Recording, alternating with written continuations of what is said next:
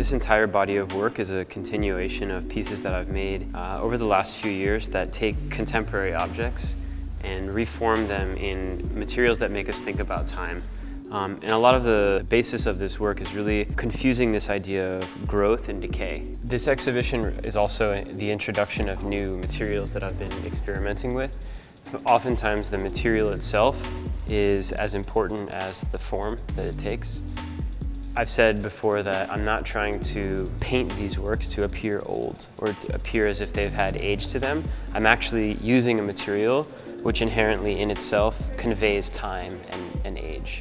All of the oxidation and the coloration that you're seeing in this is a natural process which I can sort of control, but it really comes out of, the process of the work. I talked a little bit about this idea that when we see sculpture from antiquity, oftentimes parts of it were missing.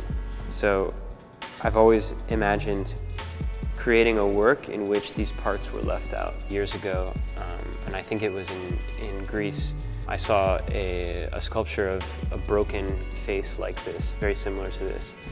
And so to recreate it, this material, this work is actually made of volcanic ash and selenite crystal.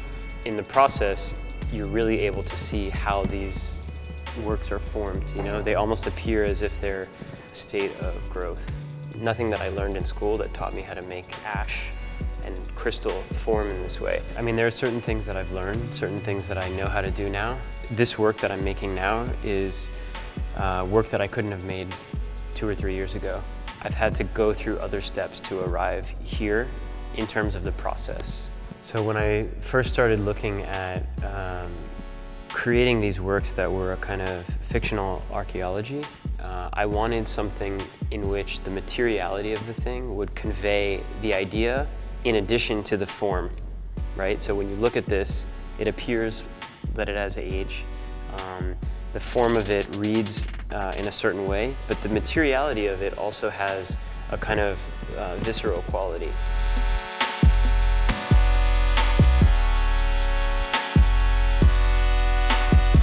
I'm using hints of a contemporary moment in time. The basketball, the Adidas, the Nike sneakers they're things that we recall from today and looking back at this moment in time as if we could view it from the future. None of the work that I make ever has any specific meaning or purpose. It's more of a kind of invitation for audiences to rethink all of the things that they know, to reimagine the everyday, rethink their position in relation to time and history.